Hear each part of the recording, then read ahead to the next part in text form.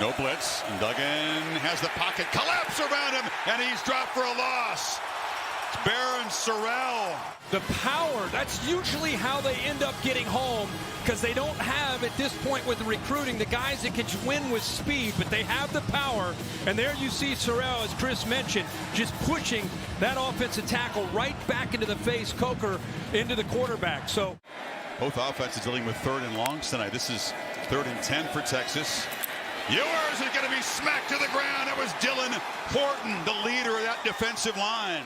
It's a true freshman right here at right guard out here in this atmosphere, going up against a really talented, explosive pass rusher, the best that they have to offer in Dylan Horton.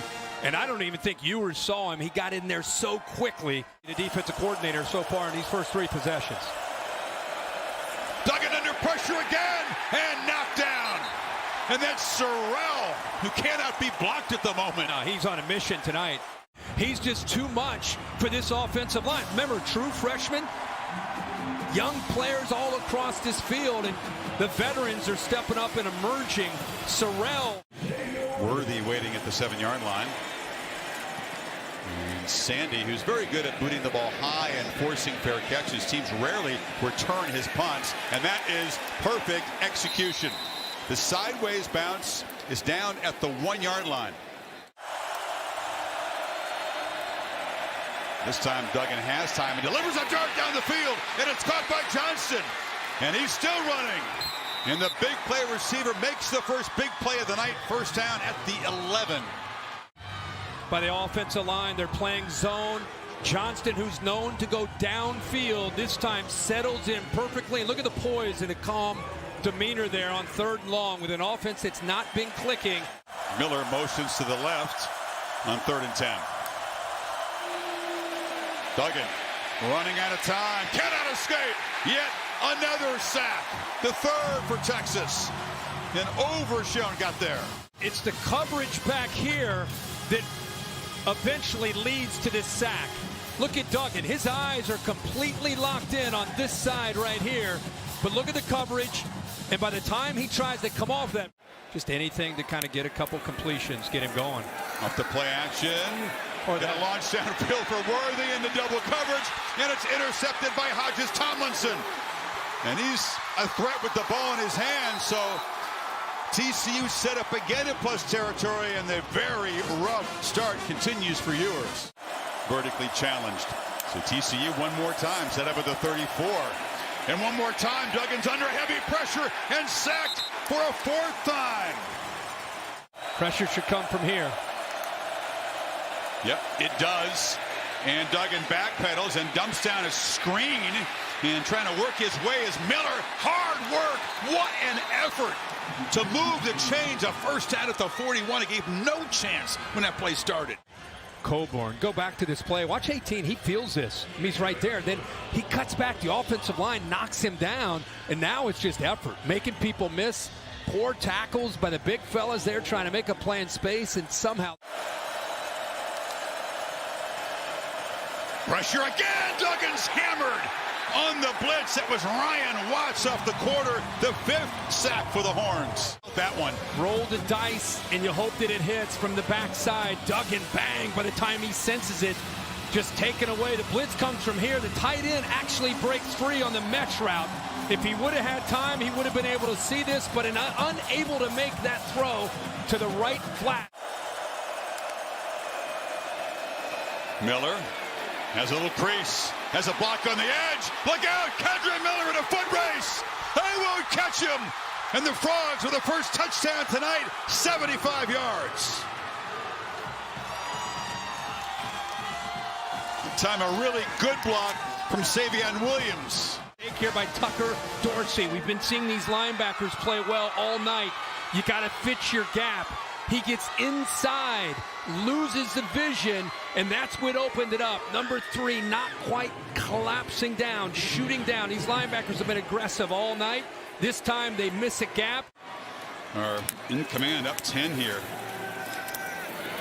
On the edge, Whittington makes a couple guys miss. Jordan Whittington's got great speed, a stiff arm, and he's knocked out at mid-season or midfield, and finally a spark for this Horns offense. Good job by 16 right here.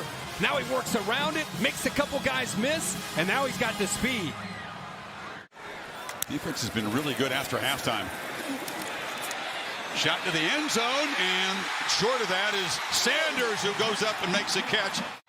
Talking to the big guys up front there. He sure is. DJ Campbell in there. That's a great. DeMercado has a little crease and almost ran through a tackle all the way to the house. Jalen Ford. Texas brings pressure. Duggan backpedals, lofts to the end zone, wide open. Johnston, touchdown. A confused Texas secondary left the elite receiver wide open. 31-yard strike. Watch the safety in the back end. They're disguising pressure here, and then that ends up dropping. Now watch the safety in the back end. Right here's the confusion. Go to the post. The safety doesn't go with him. Had no idea that Johnston snuck. It's a bust in coverage that time. Anthony Cook just not on the right coverage, and it cost him. And from a yard deep, Dylan Robinson has the edge, really patient return, and he sets Texas up in TCU territory. Set up a great wall here, start in the right corner, make it look like you're coming down the right side, and then come all the way back with that design wall, and then he lowers his head like he's in a track meet. I thought he might get to the corner, but a good job of forcing him back inside, but a big return. Another throw to the edge, and knocked down there is Tate Barber, about a yard and a half short of the marker. Second and goal. He drops the snap and has to just fall on it as Shad Banks came flying in, and another misfire. That ball back. I mean, a perfect snap. Ball hits the elbow of Bijan Robinson. I cannot believe he got. DeMercado spelling him. He's got the football, and he breaks free. They're starting to get chunk yardage now with their running game.